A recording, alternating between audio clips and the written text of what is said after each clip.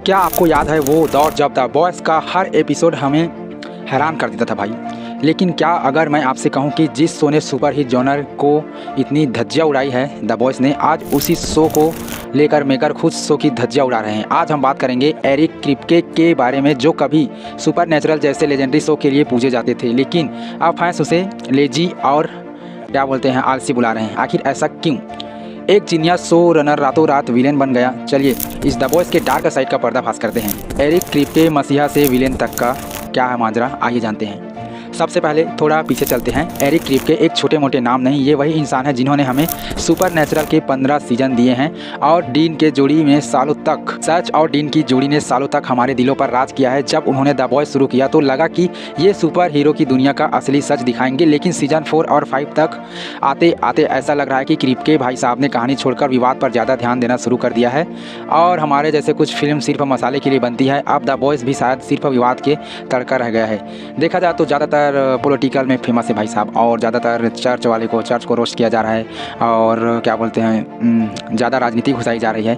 लेकिन ठीक है, हमें तो मज़ा आया, लेकिन बाकी अमेरिकन का ये कहना है। और दूसरा बात कर लेते हैं, हुई के साथ ये क्या मजाक था। हुई के साथ जो हुआ उसे देखकर हर कोई सन्न रह गया। शो में हुई को सेक्सुअल असोल्ट दिखाया गया। आप देखिए द बॉयज़ अपनी डार्कनेस के लिए जाना जाता है। हाँ, हद तब हो गई जब एरिक क्रिप्के ने इंटरव्यू में इस सीन को हिलेरियस यानी बहुत ही मज़ेदार बताया। भाई जब हुई को असॉल्ट किया जाता है, एक मीटिंग हो रही है वहाँ पे जाने के बाद, तो ये वाला सीन की बात हो रही है, तो ज़रा सोचिए, एक तरफ आप गंभीर मुद्दे उठाते हैं और दूसरी तरफ उसे मजाक बनाते हैं। मतलब हुई को कौन बनाता है यार, और इसके जगह पे और किसी को बना देते, फ्रेंची को बना देते तो फफ्ता।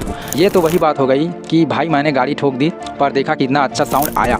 हाँ अरे यार, फैंस का गुस्सा जायज़ है। थिएटर ही विक्टिम ब्लेमिंग जैसी चीज़ों को कॉमेडी समझने लगे तो समझो शो की राइटिंग में जंग लग चुका है। बाकी तक तो ठीक था सीजन 3 तक, लेकिन 4-5 की बात कर रहे हैं। अब आ जाते हैं सेक्शन 3 में, राजनीति और प्रोपेगेंडा।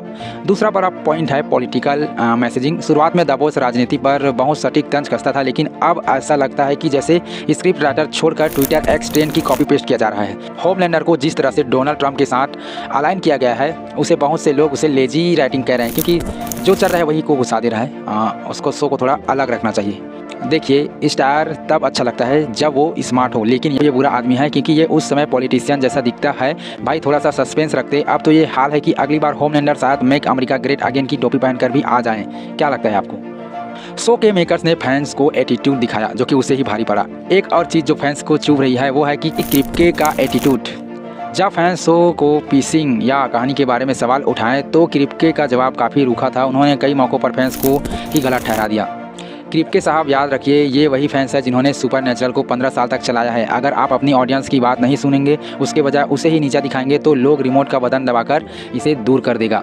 यहाँ तो ऐसा लग रहा है कि क्रिप्के माई वे आर द हाईवे वाले मोड़ पर आ चुके हैं। अब क्या होगा, गाड़ी ठोकाएगी या चलेगी, वो तो आगे लास्ट एंडिंग एपिसोड में पता चलेगा, क्योंकि यार 7वां एपिसोड का रेटिंग बहुत ही कम है। बाकी तक तो ठीक था, लेकिन अब कैसे चलाएंगे।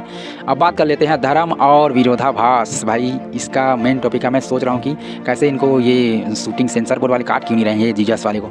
तो यार वीडियो में एक और दिलचस्प बात उठाई गई है। क्रिप्के का दावा है कि प्रो रिलीजन है।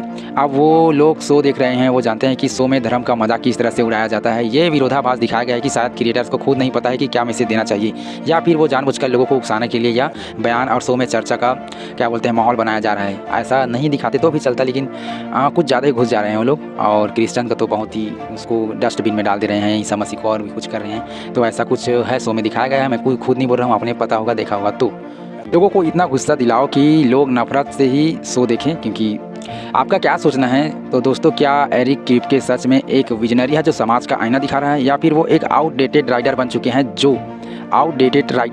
जो सिर्फ विवादों के दम पर शो चलाना चाहते हैं? क्या आपको भी ऐसा लगता है?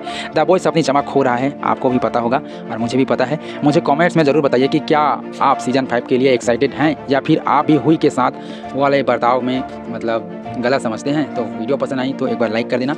और ये उसके मेकर्स के बारे में था वीडियो, तो जितना मैंने रिसर्च किया उतना मैंने बताया। बाकी कोई भी गलत लगे तो कमेंट में बताना, मैं उसे सुधार दूँगा।